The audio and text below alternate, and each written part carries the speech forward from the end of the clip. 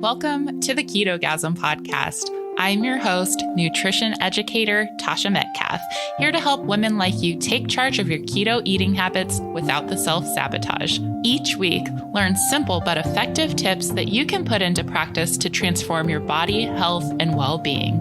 We're talking all things keto, nutrition, habit change, mindset, self-care, and the behind the scenes of what this all looks like in real life. Let's dive in.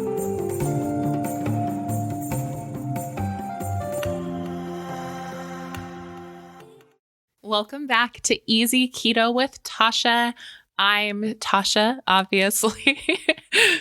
And today we're going to be talking about keto plateaus, or why you're just not losing weight on keto. And I'm really excited for this episode because not only do I have a lot of resources on my website covering this topic already, but I had a listener write into me specifically asking for help on this. And this is exactly why I started this podcast, because I want to help you guys. If there's people out there listening right now, I really do want to hear from you. I want your feedback. I want your questions, and I want you to help me shape this podcast to make it the most valuable resource for you that it can be.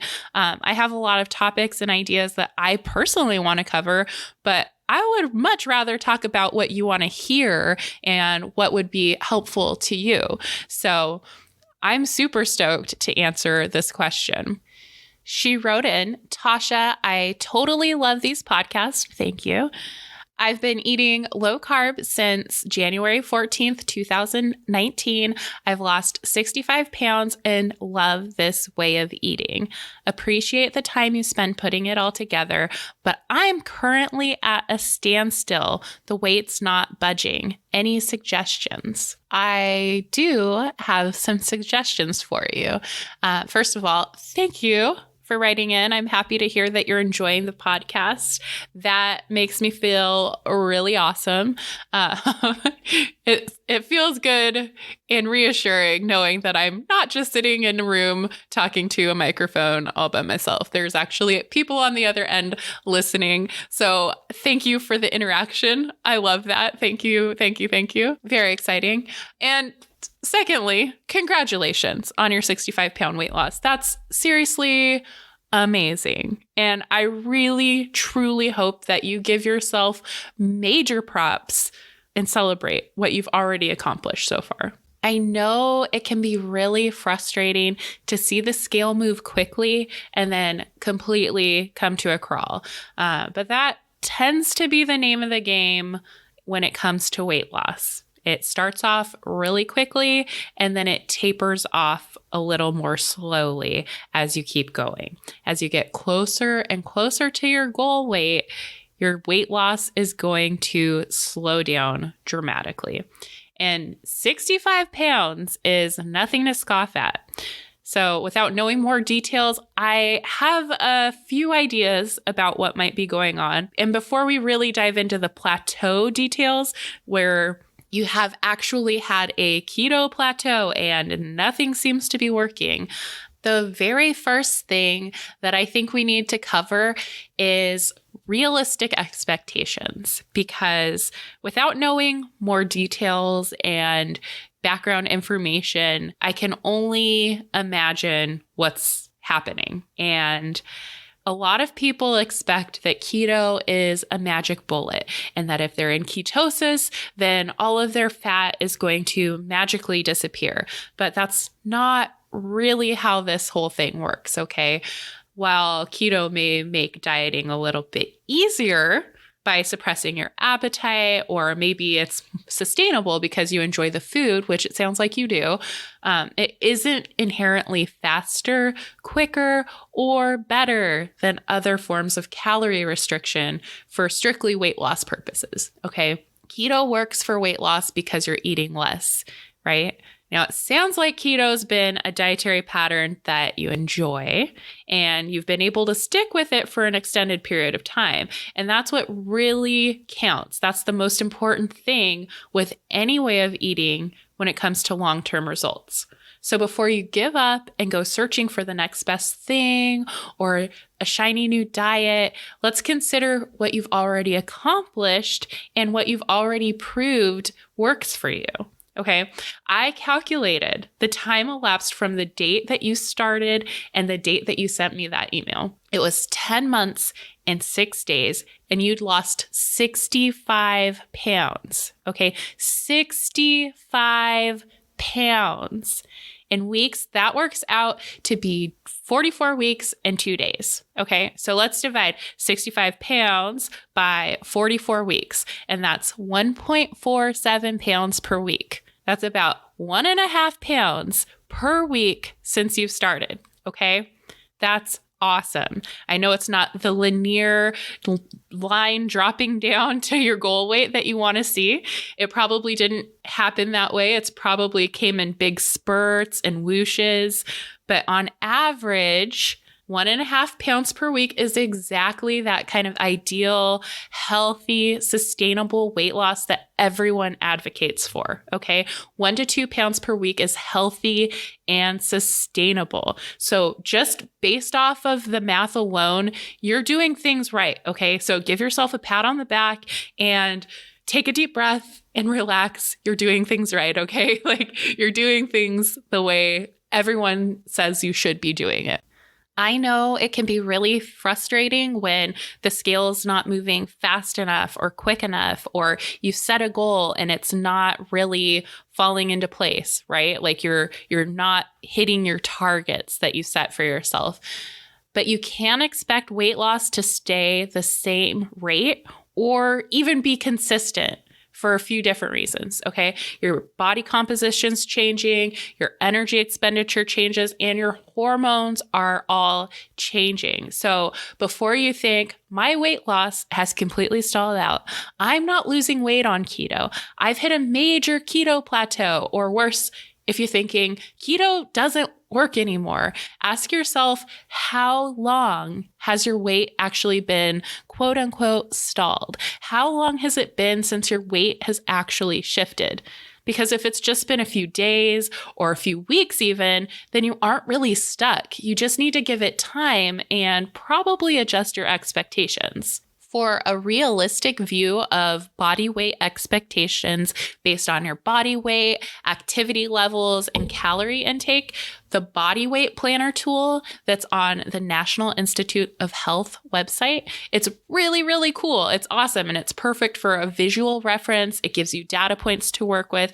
And honestly, it gives you a more true to life simulation of what you can actually expect for weight loss. So if there's anyone out there listening that's doing keto for weight loss purposes, I highly recommend you go check out this calculator because it can help you course correct if you're really frustrated with the rate of your weight loss. And it can help you see that you can't really make weight loss go any faster without doing really dramatic, unsustainable, unhealthy things. If you're considering fasting for extended periods of time, slashing calories really low, or doing endless hours of exercise a la The Biggest Loser, don't do that because you're not going to be able to make those sustainable changes and you're not going to be able to continue to do that for a long time. And you're going to set yourself up for failure, basically. So anyways, you're going to see if you go check that calculator out, you really can't do a whole lot more than you're already doing if you're already eating at a moderate calorie deficit, doing, realistic, sustainable exercise. So you'll get a better idea of how much weight you can lose in a given time frame if you go check out the body weight planner. And I'm going to put a link to the calculator in the show notes so you can test the planner out yourself and get a better idea of what's really going on in a given time frame. But if you've been at a standstill for months and you're doing everything right and you're like, what's going on? There are a few things that you may want to consider.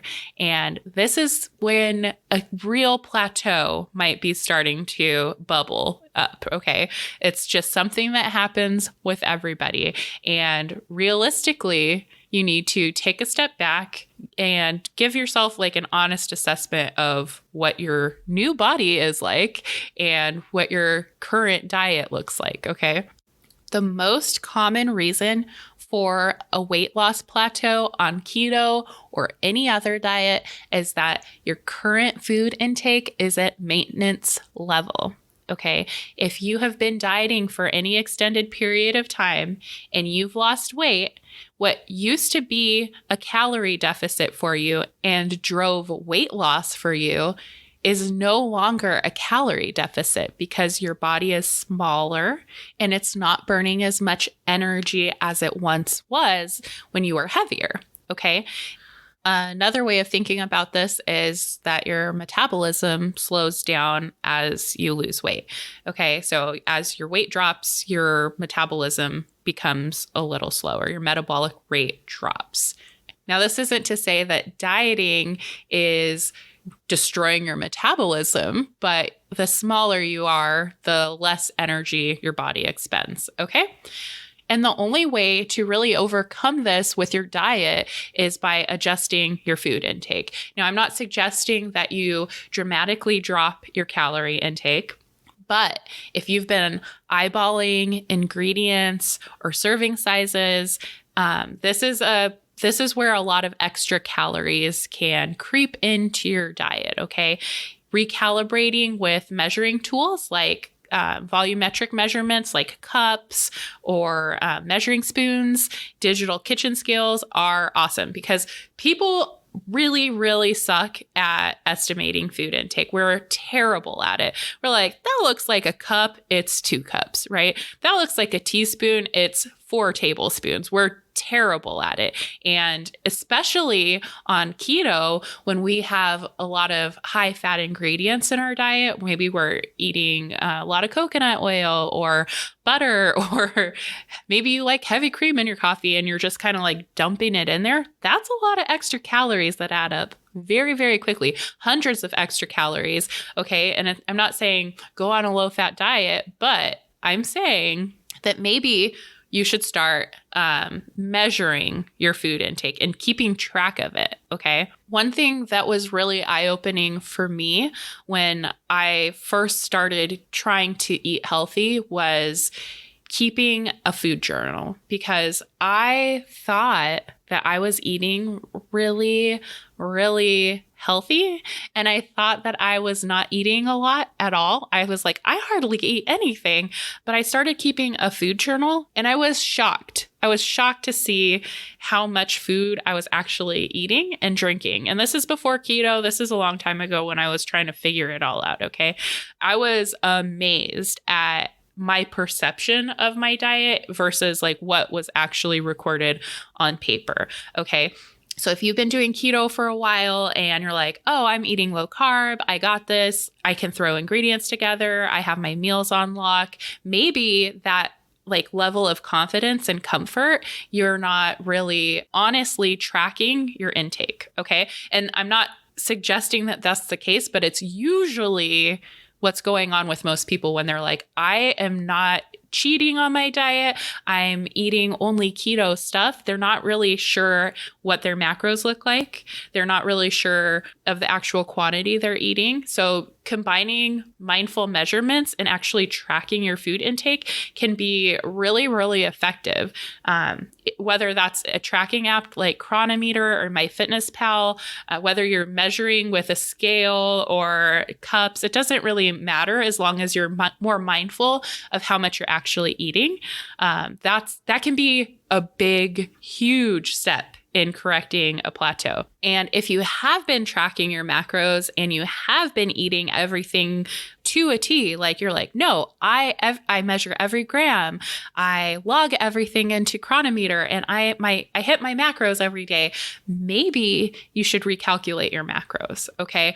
Because like I said, if your metabolic rate has declined based off of your weight loss, okay, maybe your macros have changed. Maybe you're not eating at a calorie deficit and you need to recalculate your macros, because your macros are just a reflection of your calorie intake, okay? So it's just divvying up your calories in a way that supports nutritional ketosis, right? So your calories are already kind of figured out in there.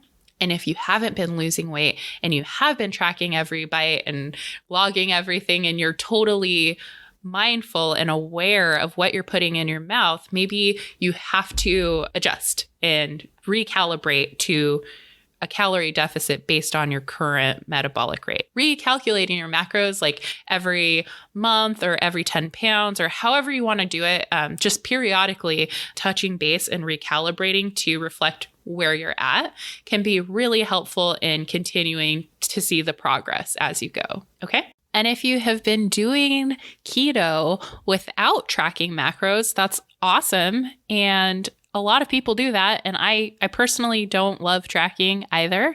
So I totally get it.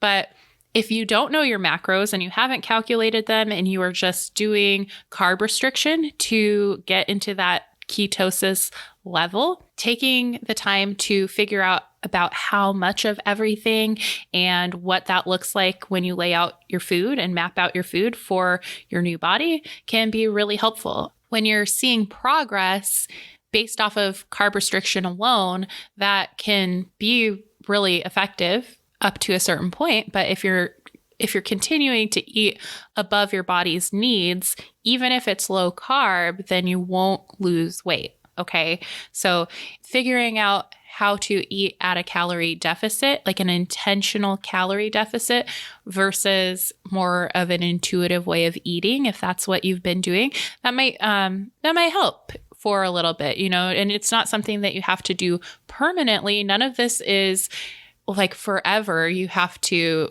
figure out what is going to bring you to that next level if you want to continue to make progress, okay? If your body is currently telling you to eat as much as you are eating and it's not leading to weight loss, then you might have to intentionally cut back on your calories a little bit, and figuring out your macros will show you how to do that in a way that supports your body composition and weight loss and nutritional ketosis, okay? I have a calculator on my website for females. It's only for females too. So if you're a guy listening, don't use the calculator on my website, but there's lots of keto calculators out there, but this is specifically for the female body on ketogasm.com. If you go check out the macro calculator there, it will set you straight and you can adjust your calorie deficit and customize it in so many different ways. But that is a good step to help you fine-tune your efforts. Another thing that I feel is really important to consider if you're trying to lose weight and you're making lots of effort to lose weight, then there's a really good chance that you've been incorporating some kind of physical activity into your routine. If you've been exercising while doing keto, especially if you're kind of like new to physical fitness, there's a really good chance that you've been building muscle while simultaneously losing body fat, okay? And when this happens, when your lean body mass goes up and your body fat goes down, this can cancel each other out on the scale, okay? So the scale is not the best measurement tool for your progress by any stretch of the imagination, because increased lean body mass, in my opinion, is never, ever, ever a bad thing.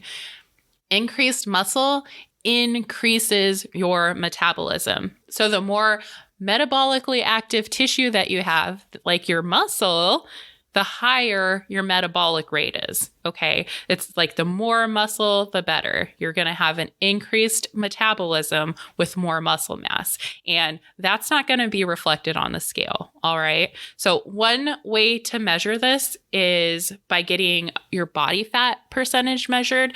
If you do a DEXA or a bod pod, any kind of scan that measures your body fat percentage and your lean muscle mass, you can get your overall body fat instead of your weight. And that's a lot better way to track your progress than just stepping on the scale and being frustrated that the number's not changing while your body is actually transforming. and improving. Okay. Your body composition and your weight, they're kind of related, but your weight's just not a good thing to focus on. Okay.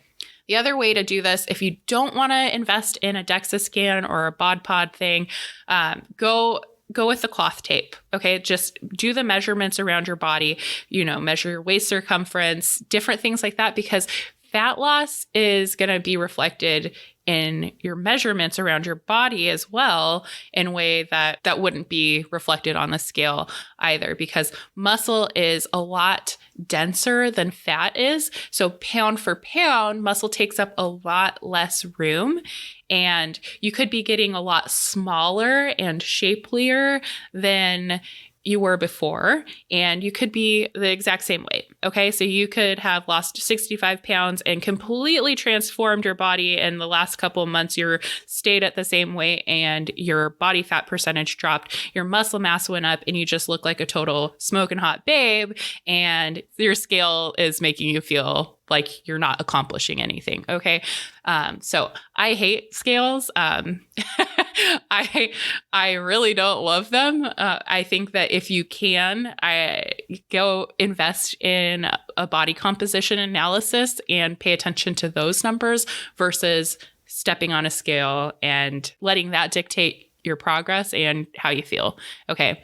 Don't pay attention to the scale if you really want to transform your body. Depending on what's going on in your world, there could be some other things happening, okay? So it's not just about your body composition. It's not just about how much you're eating. Sometimes hormones can affect your weight. Hormones may be the reason why your weight loss is stagnant. So if you have been doing everything I already mentioned, let's say you have been recalculating your macros every so often. Let's say every bite that you put in your mouth is measured meticulously and you're very, very aware of it. Let's say you've been measuring your body composition and you're not just relying on the number on the scale. Maybe there's some underlying medical conditions or health issues or some kind of hormonal thing going on that your healthcare practitioner can help you investigate. And that's beyond what I can offer you in like a 20-minute podcast, right? That's something that's going to require investigation into your medical history. I am not a doctor. I am not here to do that for you, but I can suggest that is a possibility. And if it's something that you're concerned about, it's worth having somebody who's qualified look at that for you. Okay.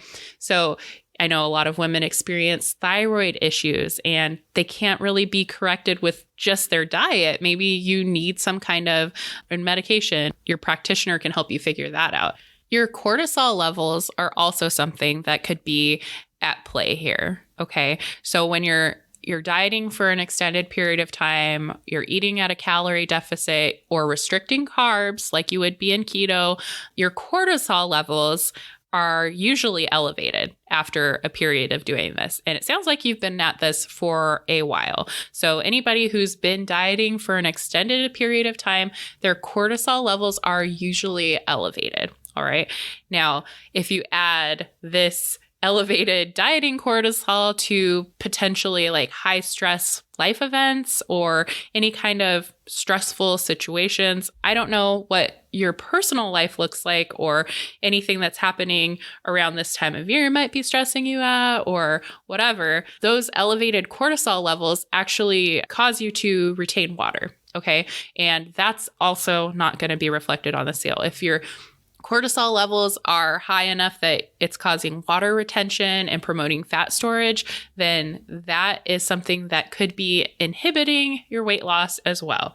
Okay. And if it's water weight, then don't worry. It's just water weight. That's not body fat necessarily. It's just your body holding on to extra water, but it can influence fat storage. It can mess with that. We have so many high stress situations going on in our lives, whether it's work or your relationships or your crazy commute back and forth to work. There's tons of different things. Maybe you're stressing about your diet and that's causing you to freak out and elevating your cortisol, right? Maybe you're stressed that you're doing all of these things right and you're not losing weight like you expect, right? Like there's a lot of things that can contribute to high stress and how you perceive the events in your life, right? So I would suggest targeting those things that are stressing you out and trying to shift your perception, right? Try to shift how you react to those things. Meditation, mindfulness, breathing exercises, tapping is really popular to reduce cortisol. There's a ton of different techniques, and finding what works for you is going to be critical to reducing chronically elevated cortisol levels. But just being aware that that is a potential contributing factor to something that's affecting your weight loss, maybe that's reason enough to take a step back and find ways to engage in that de-stressing, self-care kind of routine. And last, but certainly not least, is inflammation related to food intolerances, hypersensitivities, allergies, you name it. There's inflammation that can be contributing to fluid retention and weight gain. All right. One thing people start to uncover as they improve their eating is how their body responds to certain foods. And there may be something in your diet that's contributing to inflammation. Of course, I don't want to assume this, and you shouldn't either. That's why I left it for the final suggestion. Okay. But if you take an honest assessment and everything else seems to be lined up, your hormones are totally balanced, your eating's on point, and your body composition is stagnant as well, then you might want to consider looking at the foods that you're consuming and seeing if they are triggering inflammation in your body or not. Going on an elimination diet as a way to encourage weight loss is usually my last suggestion because I don't really love adding more restrictions to a diet, right? But for some people, it's absolutely critical and necessary because these foods aren't playing well with your body. And if you're eating stuff that your body does not like and does not respond to well, then eliminating it sometimes is the only way to navigate that issue. Okay. So it's worth investigating if you suspect that you might have a food sensitivity. All right. I hope that helps provide some clarity and insight about what could be causing a keto plateau and what to actually do about it. Okay. I know it can be incredibly frustrating to feel like keto just isn't working anymore. And you might want to start trying some new strategies and give up completely. But I can assure you that this is really common on every possible diet, right? It's not exclusive to keto. And the best thing that you can do is get some perspective on what you've already accomplished, how this has worked for you in the past, and what you can do going forward to have realistic expectations. That's usually the best thing you can do in these situations. Be patient, stay the course, and don't give up because look how far you've come already. You're amazing and you can totally do this. You've already proven to yourself that you got it down. You know, you can do this. I know you can do this. And all you have to do now is just readjust your expectations and reactions to how this all plays out going forward. Thank you so much for tuning into this episode of the Ketogasm podcast. You are awesome. I really hope the show's added value to your keto journey. Making big changes to your eating habits can be a little tricky, but if you're taking the time to listen and learn about keto, you're well on your way. You got this. Be sure to visit ketogasm.com for the show notes with full transcripts, references, and resources to help you out, including a totally free course called Hello Keto. It's helped over 75,000 people start keto with confidence. I'll see you in the next episode. Bye.